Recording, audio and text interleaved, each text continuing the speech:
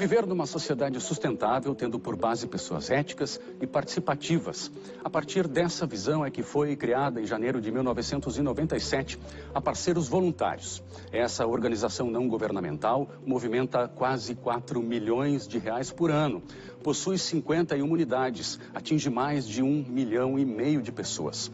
Quase 3 mil instituições, além de 2.000 escolas. Há 20 anos, a Parceiros Voluntários é presidida por Maria Helena Pereira Johan Peter, a nossa convidada de hoje. O Frente a Frente está começando.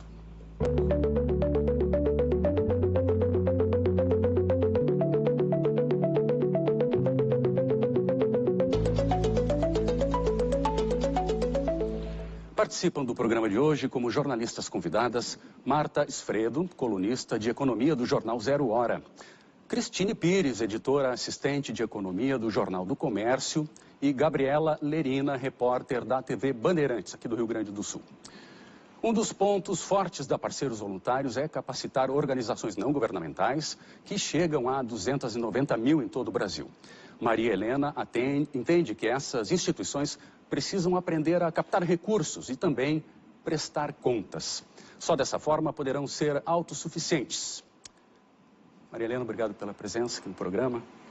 Obrigada eu. Minha gratidão por ti, Vitor, pela TVE, pela produção do programa. Gabriela, Cristine, Marta, muito obrigada. Eu gostaria de começar, antes de falar sobre a Parceiros Voluntários, né, sobre voluntários, eu queria falar um pouquinho sobre combustível do voluntariado, né, que é a solidariedade. A gente vive num mundo bastante conturbado hoje, né, e como é que a senhora avalia esse momento, né? Às vezes parece que falta solidariedade, né? Ou seria o contrário, né? A solidariedade que resta é ainda que nos mantém em pé. Como é que a senhora avalia? Pois é, Vitor. Eu sou muito otimista, né? Tanto é que há 20 anos estou à frente da Parceiros Voluntários, com uma equipe muito boa, e com esses mais de 400 mil pessoas aqui no Rio Grande do Sul, que se mobilizaram pela nossa proposta e fazem ações nas suas cidades também, porque é todo o Rio Grande do Sul. Então, eu sou muito otimista. Eu acho que a solidariedade está dentro de cada um e dentro do ser humano já como faz parte do ser humano. Para seres humanos, né, tu tens a solidariedade implícita. As coisas que estão ocorrendo, e sem entrar em muitos detalhes, né, porque há muitas coisas que estão ocorrendo, né, tanto a área política como a área econômica, a área cultural, enfim, né, se nós quisermos, tem um cardápio aí para todos os gostos, né? Mas isso são coisas que estão ocorrendo. A nossa essência humana de solidariedade, ela permanece. Somos solidários. Somos solidários. Isso que faz a nossa humanidade. Nós nos preocupar. Nós podemos estar muito bravos com várias situações e tudo mais, mas nós ainda somos atingidos, deixando essas situações de lado, nós somos atingidos sim pelas coisas que nos chamam a atenção, que movem o nosso coração, nosso sentimento. Uma coisa que a gente nota, no Jornal do Comércio nós temos uma página semanal de reportagens de responsabilidade social, né? A maioria das instituições que a gente entrevista, enfim, reclamam que os voluntários, eles atuam por um tempo e depois abandonam aquele trabalho. Vocês têm esse desafio há 20 anos. O que acontece? Porque muito se fala assim, é como se tu conseguisse resolver teu problema de consciência, foi lá, fez um pouquinho, fiz minha parte e cai fora, né? É difícil alguém se manter nisso há 20 anos, né? Como é que funciona esse desafio de realmente fazer com que as pessoas se integrem e vejam que isso é um compromisso, né? As instituições hoje, todas elas mais carecem de voluntários, às vezes, do que de recursos financeiros, né? Aquela ajuda ali para tocar o projeto. Como é que é esse desafio de fazer as pessoas realmente entenderem que é uma coisa importante, que tem que se permanecer nisso? Deixa eu só engatar já. Isso já mostra exatamente o que a gente faz lá na Avante, que a gente tem um quadro que é o Cidadão Legal, e que a gente mostra exemplos de voluntários, né? E eu também concordo com a Cristine que, como a gente percebe, assim, como é difícil que aquelas pessoas mantenham, né, essa atitude. realmente, eu também gostaria de saber qual é o segredo para mobilizar tanta gente assim. Eu não digo para vocês que esses mais de 400 mil estão semanalmente durante esses 20 anos da Parceiros Voluntários sendo voluntários, né? Porque é humanamente impossível, porque cada um de nós temos esse lado solidário que nós estamos falando, Vitor, e que nos move as causas, mas nós temos as nossas vidas também, né? Que nós precisamos atender. Então, desses 400 mil, eu diria assim que tem 40% sempre atuando. Não necessariamente os mesmos, né? Porque gira, né? Hoje eu não posso. Bom, eu fiquei desempregado, então eu vou ocupar meu tempo fazendo um voluntariado. No momento que me chamam, eu tenho que atender esse chamado, né? Ou os jovens que tu trabalhas muito ali na Band, né? Com o Cidadão Legal e que foca muito nos jovens. Tem épocas do ano que eles têm que reduzir, porque tem as provas, ou os 3 últimos anos, né, do ensino médio já tem que estar se focando, né, na finalização, escolhendo a sua carreira. Enfim, mas o que é muito importante é nós termos atitude de prestar atenção no outro, tá? Que ele é diferente de eu fazer uma ação esporádica. Eu tenho a atitude voltada para os problemas da minha comunidade, ou do meu entorno, ou das organizações, ou das causas que eu escolher me unir a elas, me engajar a elas, né? É uma questão de atitude. É bem mais do que eu ir lá esporadicamente fazer ações, né? E esses jovens têm brilho no olhar. Desculpa, Marta. Esses jovens têm brilho no olhar, né? E a gente se encanta. Eu falo isso porque eu faço esse quadro já tem quase 2 anos e é incrível, assim, a cada história, a cada instituição que a gente vai participar, que a gente vai gravar, eles têm um brilho no olhar e um orgulho de estar fazendo aquela ação, né? Eu acho que o jovem e o voluntariado, ele é muito juntinho, assim. E eu acho que esse brilho no olhar, não importa se é jovem, vai de 8 a 80, ou de 8 a 88, porque é uma satisfação muito grande. É uma moeda diferenciada e que ela é rara, ela é um alto custo, ela é cara, né? Mas é uma moeda que só cada um sabe a que ela responde. É quase uma outra maneira de fazer a mesma pergunta, Maria Helena, mas talvez deixando um pouco mais pontual. A gente percebe que o gaúcho, por exemplo, tem essa característica da solidariedade. A cada campanha que se faz, a gente vê as pessoas comparecendo, ou seja, pontualmente funciona. Como é que a gente transforma essa disposição, essa atitude em uma ação mais comprometida, de mais longo prazo? Acho que esse talvez seja o nosso grande desafio, e vem sendo o teu desafio nesses anos, que é a questão de dar para isso um arcabouço um pouco mais organizado, para a pessoa manter essa chama, essa disposição. O que é uma disposição tem que se transformar num comportamento de mais longo prazo. Como é que se faz essa mágica? Quando a Parceiros iniciou lá em 97, nós, como todo mundo sabe, voluntariado no Brasil existe desde que o Brasil foi descoberto, né? Então não é invenção da Parceiros Voluntários, não é criação da Parceiros. Mas nós botamos uma palavrinha ali, voluntariado organizado. Essa palavrinha é que para nós e para muita gente que veio fazer o voluntariado é que fez toda a diferença. Porque nós criamos processos de mobilizar as pessoas, chamá-las para uma reunião de conscientização. Então, ali tu passa a entender o compromisso, responsabilidade, a importância de ser voluntário para ti e para o outro, né? Sempre as duas pontas, né? Não é nada assim, eu te ajudo. Não, nós nos ajudamos, porque há um desenvolvimento mútuo, né? Então, processos de chamar, mobilizar, fazer a reunião de conscientização, depois volta para uma reunião de encaminhamento. Tem um banco de dados que tem todas as pessoas que querem, que se disponibilizam para ser voluntários, tem todas as necessidades das organizações sociais que elas nos pedem. Então, na hora do encaminhamento, é a pessoa que escolhe para onde ela quer ir e a ação, a atividade que ela está ofertando, nós só somos um elo de ligação entre essas vontades e essas necessidades, né? E fazemos essa ligação e a pessoa vai.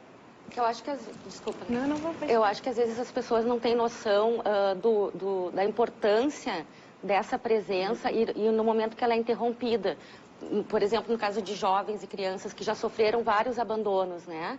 Aí ela se acostuma com aquela pessoa ali 1 ano e aí a pessoa some também da vida dela, né? É um baque muito grande isso, né? Eu acho que é importante que nessas reuniões, acredito que vocês falem disso também. Nessas reuniões de conscientização, é isso que eu coloquei. Ali o voluntário vê a importância, a responsabilidade, o comprometimento e a alegria de ser voluntário, né? Dos dois lados. Agora, nós temos que ver que nós somos um país de cultura paternalista, né? Então, isso significa que nós sempre esperamos de outra pessoa, até da própria Parceiros Voluntários me encaminhar para ser voluntário, porque na realidade não precisaria ter uma organização que, se tu tem vontade, tem N necessidades, vai, né? Mas a nossa cultura paternalista de que alguém faz por nós, ou alguém pensa por nós, ou alguém organiza por nós, ou alguém me encaminha, isso é cultura. E aí cultura nós sabemos que... Agora, como tu falaste, né, Gabriela, essa gurizada tá muito engajada. Muito. Então, lindo de ver, né? É lindo. Deles, é lindo. Então, eles têm um outro entendimento, tanto para eles a palavra voluntário, voluntariado, para eles eles não entendem muito bem o que é isso, porque isso, não, eu gosto de fazer. Por que tu faz? Porque eu gosto, porque é bom, precisa, eu posso fazer. Então, eles entendem já de outra maneira. E eles são multiplicadores também, né? Que é o mais importante disso. Porque eles chegam em casa e eles contam para os pais, chegam seus vizinhos, os familiares, enfim, e isso multiplica. E é isso que é bonito neles. Isso que é bonito. Então, Cristine, te respondendo mais diretamente, é uma cultura que nós estamos trabalhando. Que começou, né, com essa palavrinha organizado, para fazer a diferença entre voluntarismo e voluntariado. Voluntarismo, tu vais onde queres, quando queres, como queres, né? E voluntariado organizado é justamente isso. Eu me comprometer... Supõe compromisso. Com o resultado daquele projeto social ao qual eu escolhi participar.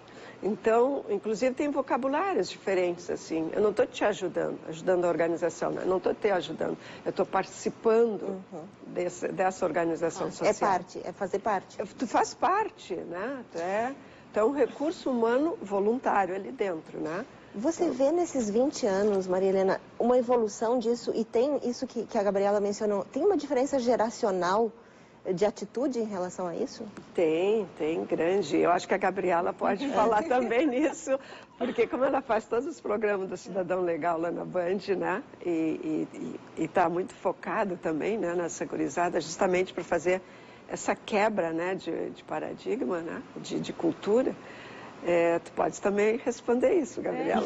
Eu acho que sim, assim, em que sentido tu perguntas assim, Marta? Não, que vocês destacam o papel do jovem, né? O jovem, ele é mais ativo e mais participante porque ele é jovem, é uma questão de faixa etária, ou uma questão de geração? Tem uma geração que é mais comprometida do que as gerações anteriores?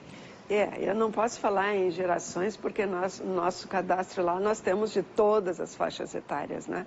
Começa com 5 anos, com as escolas, né, que estão trabalhando se envolvendo com o programa Valores na Educação, e a ação é as tribos nas trilhas da cidadania.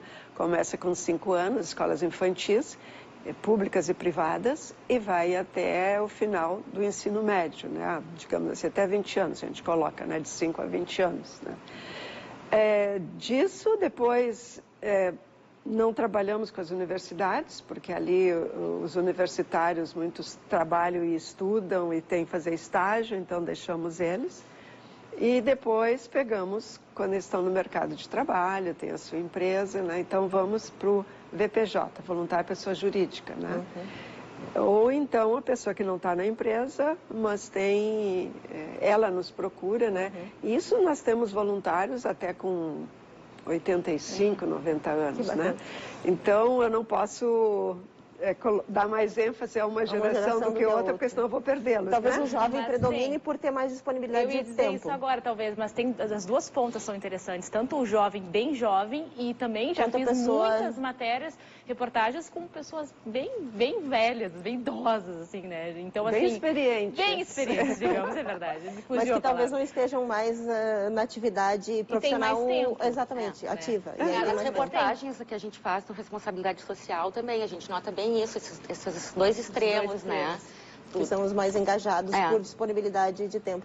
Marilena, tem uma outra questão curiosa, falando ainda em cultura de Brasil e nos desafios que esse país tem, que não vamos começar a listar, não é esse o programa. Longo o assunto, mas tem um outro lado do voluntariado, que é a questão da filantropia empresarial, que também não existe muita cultura nesse segmento no Brasil. Como é que tu acompanhas esse assunto e como é que se pode estimular isso, com a tua experiência nesses 20 anos, estimulando um outro lado, que é o trabalho voluntário? Olha, as empresas, eu acho que já eu acho que depois da Eco Rio 92, lá, que apareceu esse edição terceiro setor, né, foi ali. E ali também começou a surgir esse termo responsabilidade social empresarial, né? As empresas, elas vêm de N maneiras, mas digamos que a coisa principal é agregar valor à marca, né? Ou um valor competitivo de mercado. Se eu estou fazendo e muitos não estão fazendo, bom, tem um valor competitivo aqui, né?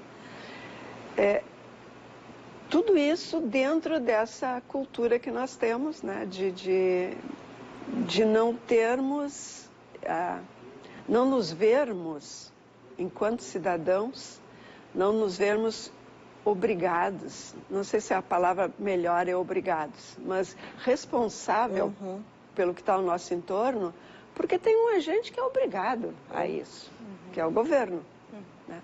Isso da nossa cultura. Porque eu sempre fico me perguntando, um país ele é rico porque tem uma sociedade civil muito ativa, ou a sociedade civil é muito ativa porque o país é rico? Então, isso significa que nós temos países, né, no mundo inteiro que são ricos e que têm uma sociedade civil ativa, participativa das coisas da sua comunidade, que não necessariamente precisa ser com pobreza. Eles trabalham em N situações, se envolvem com N situações, que diz respeito a toda a comunidade. Então, é uma questão de cultura mesmo. E como é que se muda essa cultura? Toda e qualquer cultura, ela muda, mas... Demora um pouquinho. É com o passar das gerações, né? Por isso que eu tenho muita expectativa e sou muito otimista que nós vamos mudar sim, que o país vai mudar, não só nesse item da solidariedade e de voluntariado ou participação cidadã, nós vamos mudar em muitas coisas por causa desses jovens que estão aqui, que eles são diferentes, né? Vamos começar até pelo lado da economia, né? Muitos jovens não querem trabalhar dentro de empresas, né? São empreendedores, sabem que vão passar muito mais trabalho, né? Até o seu negócio dar algum resultado, mas querem isso porque querem romper, né? E também não preciso mencionar para vocês, que vocês sabem muito bem, todos nós brasileiros acompanhamos todas essas mudanças, né? De Uber e não sei mais o que, papapá. Tudo são quebras de cultura, né? De não ser aquela coisa massificada ou aquela coisa regulada, se poderia dizer era industrial, né? Que tudo é processos, né? E tudo isso está sendo quebrado. Então, dentro desse bojo dessa nova energia de parcerias para tudo e de fazer diferente tudo que era feito antes, né? Isso vai também à responsabilidade social. E responsabilidade social não é nada mais, nada menos do que nossa responsabilidade, nós, como nós agimos, né? Parceiros até cunhou um conceito que é RSI, Responsabilidade Social Individual. Dessa parte, todas as outras, né? Porque tudo começa nesse núcleo, esse pequeno núcleo chamado eu, né? Se eu me modifico, tudo à minha volta se modifica, né? Então, essa RSI diz, trabalhar os valores internos faz despertar na pessoa o seu verdadeiro valor, o que a torna mais ativa e socialmente transformadora do mundo ao seu redor. Então, trabalhar em cima de valores. E essa juventude, essa infanto-juvenil, né? E já os adultos jovens, eles já têm uma mentalidade diferente da nossa. É verdade. Aí, agora as três querendo perguntar juntos. E como é que funciona? Muitos pedidos devem chegar para vocês, de entidades, né, de instituições querendo ajuda. Como é que é feita essa triagem? De que forma vocês veem que aquela instituição merece ajuda, ela é séria? Porque a gente sabe que tem de tudo, né, neste mundo, assim, né? Uhum. Então, como é que vocês fazem? Nós vamos ajudar aqui, vamos exigir tais requisitos para receber ajuda. Existe isso? Existe.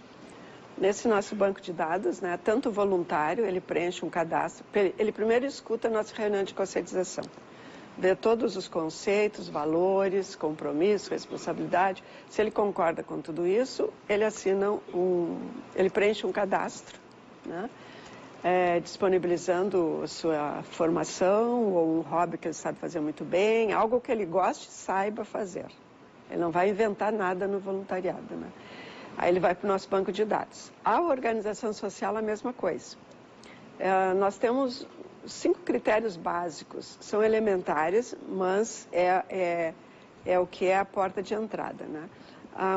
Ela precisa ser juridicamente constituída, ela precisa atender à sua comunidade, e nós vamos fazer as visitas para ver se realmente ela está juridicamente constituída, se ela atende e se aquela causa é importante para aquela comunidade.